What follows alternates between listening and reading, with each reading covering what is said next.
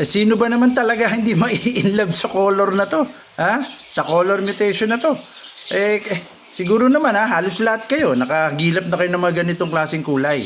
At isa sa mga paborito nyo to. Ito. Module 9. Teka. Module 9. Di ba? Sino ba naman ang hindi mai-inlove sa mga ganyang kulay? Ayan Teka, di ko makapokus na mabuti. Ayun! Personatus. Double factor violet blue. Ayun ang sabi ni Dirk. Excuse me. Sabok yan ni Dirk. Okay, no? So, sa module 9 na to, mabilis lang na review para yung mga bago-bago lang, makahabol ng konti. Paano ba pinoproduce ang color sa lovebirds? Di ba meron tayong tatlong klase. Una, dalawang pigment. Cetacean pigment, ito yung nagpo-produce ng yellow, red, orange at pink.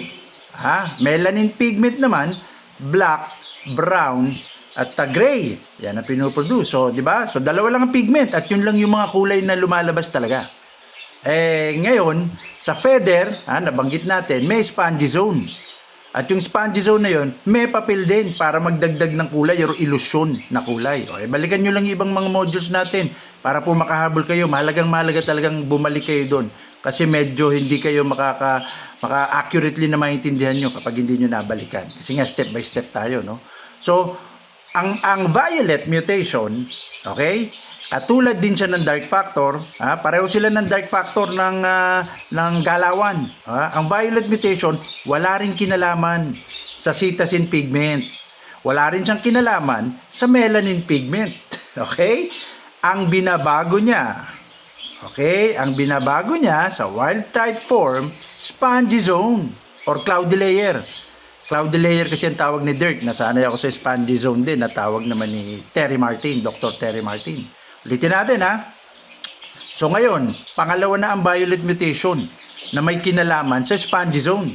Di ba? Nakaraan dark factor. So ang binabago niya spongy zone. I-compare natin siya sa dark factor. Ang dark factor, review. Anong ginagawa niya sa spongy zone? Di ba pag single factor, pinaliliit? Di ba? Pag double factor, lalong numinipis o lalong lumiliit. Eto ngayon, pagdating sa violet mutation or violet gene, hindi masyadong malinaw. Okay? Pareho sila ni Dr. Terry Martin, hindi ganun kalinaw ang pagkakadescribe kung ano ang binabago sa spongy zone or cloudy layer. Siguro dahil na medyo maaring kulang pa rin yung ginagamit o hindi ganun ka-high-tech yung nagamit na equipment. So, pero ano ko lang to, sa pantaha ko lang, hindi ko sigurado. Pero kasi, bakit ko sinabing hindi malinaw? Kasi ang sinabi lang po nila, ang sabi dito, ito. Ayan yung violet locus. Itayo nga natin. Ayun, sana kita na maayos pasensya na po. Ayan, ito yung libro ni Dr. Terry Martin. Ayan kita niyo spongy zone, di ba? Yung pangalawang layer. Teka lang mabuti pa may panturo tayo na maayos. Ayun, ito yung spongy zone. Ayun, yun yung spongy zone, di ba? At sinasabi lang ni Dr. Terry Martin dito, ito yung green feather to yung representation nito. Balikan nyo lang po yung mga nakaraang module. Yung spongy zone na to, ang sinabi niya lang, nabago yung shape. Yun lang, as in, buti pa hanapan natin. Ayun, the action of the gene, page 249 nito, is to control the shape of the cloudy layer or the spongy zone. Okay? So, ayun. Parang baliktad yata cloudy layer yata ang tawag ni ni Terry Martin. Basta yun. Tapos spongy zone yata si Dirk. Okay? So, ang binabago, yung spongy zone or cloudy layer. Okay Pero walang sinabi kung paano nabago. Hindi katulad sa dark factor, sinabi na lumiit pag single factor. Yung double factor, lalong numipis o lalong lumiit. Dito sinabi lang ni Terry Martin, tatlong beses ko na uling binasa tungkol sa violet factor, is nabago lang, sinabi niya, nabago lang yung shape. So walang sinabi kung anong pagbabagong shape yun. Ganon din po kay Dirk, sa page 553 ng Lovebirds Compendium niya, ito yung graphic representation naman niya ng violet blue feather. Hindi ito green feather, violet blue feather. Nireview rin po ito natin at wala rin po siyang sinabi kung papaano binago. Ang sinabi lang din po niya, ang violet gin, binabago niya ang shape. Okay? Binabago niya ang hugis ng spongy zone. So yun lang po. So hanggang dun lang yung kaya nating maibigay dahil yung mga eksperto yun lang ang sinabi, nabago ang shape ng spongy zone. Walang sinabi kung lumaki, lumiit, numipis ba or what. So nabago lang. Okay? So ngayon, nung nabago na yan, lumilitaw na incomplete dominant din ang violet mutation. Ay, teka muna. Papakita ko 'to. Ang ganda ng pagka-violet ng Indian ringneck na 'to. Ayan, oh. Kita ba? Ayan, oh. Sample yan ni Terry Martin. Okay? So, ayun po mga kaibon. Nabago pero hindi nabanggit kung paano binabago. Pero incomplete dominant meaning may pagkakaiba ang phenotype or physical na kulay pagka single factor. Naiiba pa rin pag naging double factor. Parang dark factor din ang violet mutation, incomplete dominant din. So paanong sistema pag incomplete dominant? Ang sinasabi po ng mga sensya na medyo na yung kamay ko. Ang sinasabi ng mga nitong si Dirk, pati na rin si Terry Martin, mas lalong tumitingkad ang pagka-violet pagka double factor. Diba? So mababa na agad mo, uy, may pagka-violet to o maaring single factor yun. Pero pag ang dating sa mata mo, wow, ang ganda, ang diin, ang tingkad ng pagka-violet, most likely double factor yun. Okay? Kasi nga magkaibang ang phenotype o yung physical na kulay mismo sa single factor at double factor violet gene. Okay? So ngayon, merong isang akong tip sa inyo. At bago sabihin natin yung tip na yan, tip na parang kumbaga may twist na kaalaman. Papasalamatan muna natin, etong ating mga star senders kasi sila talaga yung direktang sumusuporta rin sa mga scholars natin. Meron po tayong bagong star sender, si Ian Bernardino. Abay, 10 stars ang pinadala nung nakaraang vlog yata. Ian Bernardino, 10 stars.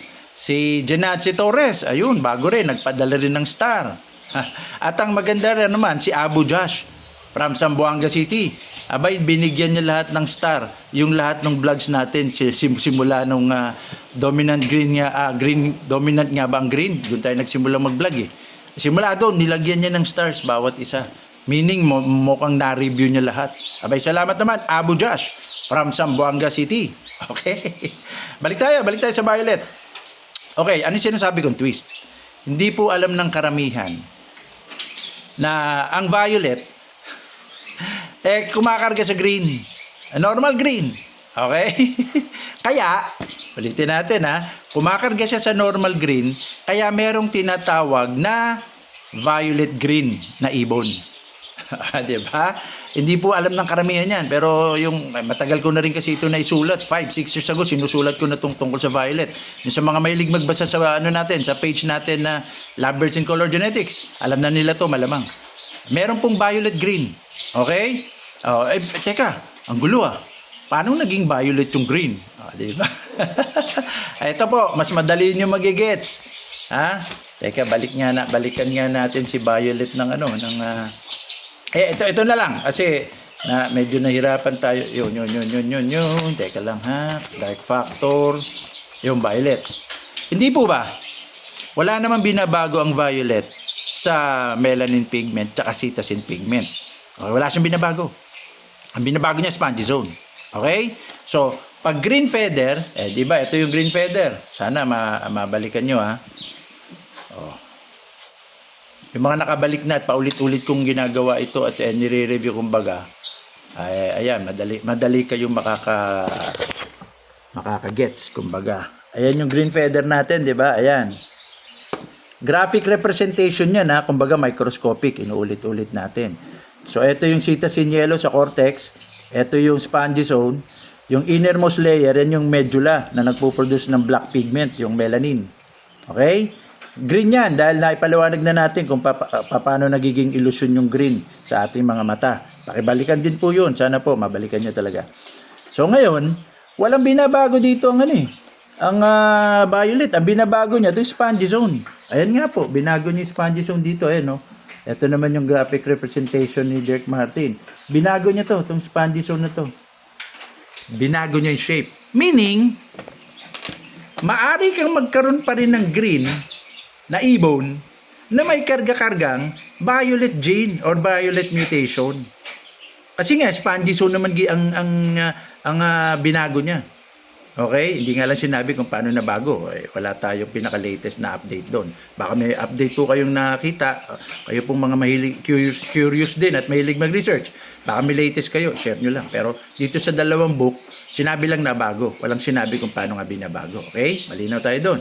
So ngayon, dun sa green feather nga na pinakita natin, ito, green feather actually ito, Terry Martin. Ayan. Ang binago niya, spongy zone lang. So meaning, may green feather ka pa rin na may kargang violet gene. O, ano ibig sabihin nun?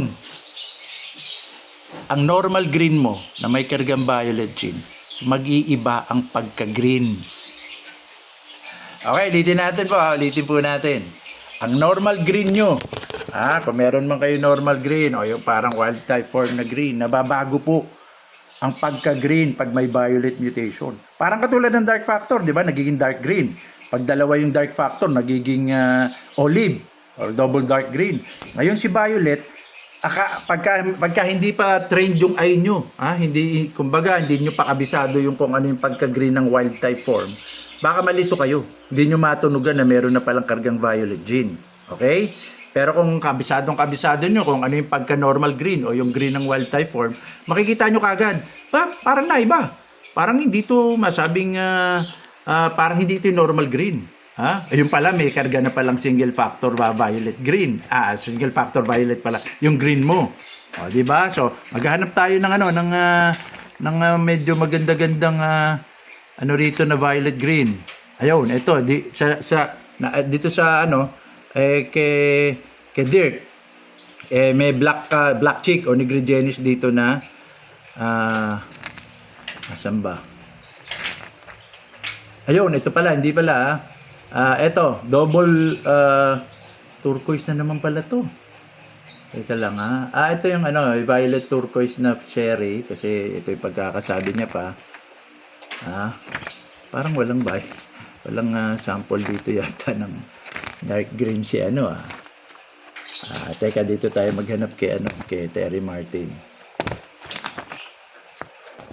Walang malinaw na si Dirk dun sa mga sample niya. Dito tayo sa violet ni. Ayun, ito, hindi masyadong mapapansin kung hindi mabilis ang mata nyo, no?